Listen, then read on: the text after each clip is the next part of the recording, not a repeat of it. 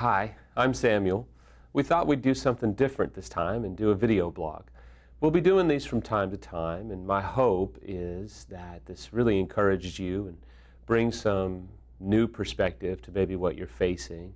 At the end of the day, I hope that it just gives you hope to keep going forward in your own journey.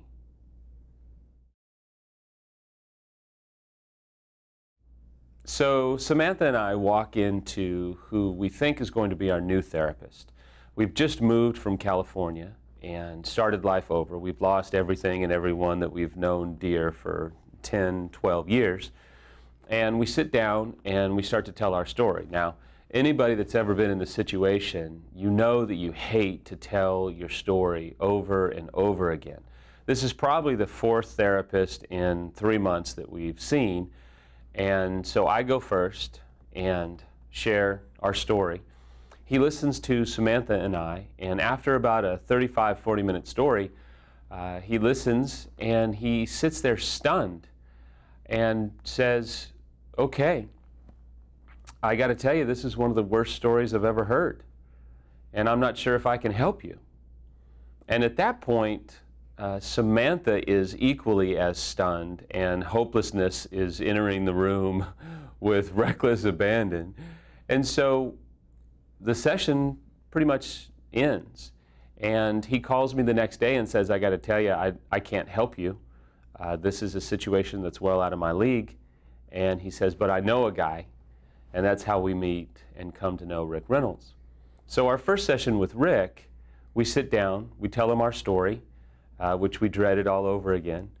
And he's not stunned. In fact, he's actually very calm. And at the end of the story, I ask him, "Do you think there's any hope?" And in Rick's unique way, he says, "It's a difficult story, but absolutely there's hope. This is not the worst story at all." And Samantha and I took this enormous deep breath because we finally felt like there was a frame of reference and a perspective of which we could operate from. We were so alone and so hopeless.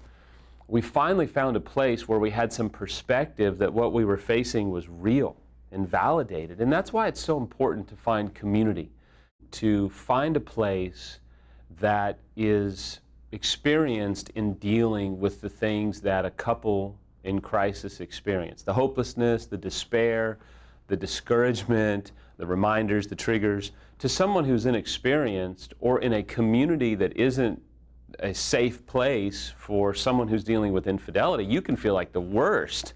You can feel like the worst case of people and struggle, and you can almost wonder, is there any hope? And that's what Samantha and I felt time after time, because we felt like everywhere we went, we were the exception and we were the worst. That's why it's so important to have an infidelity-specific community around you with expert help, because it can help you not feel so alone.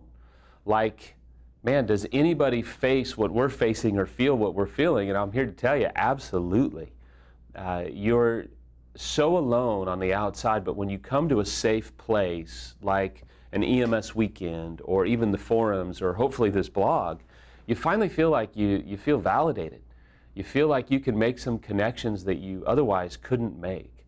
So my hope is that if you too can find the right safe place for you and hopefully your spouse, you can heal. You can get a frame of reference. You can get some perspective that doesn't make you feel like a complete albatross. And it's our hope, in fact, it's my prayer that you feel safe here. And I hope this has helped you a little bit today.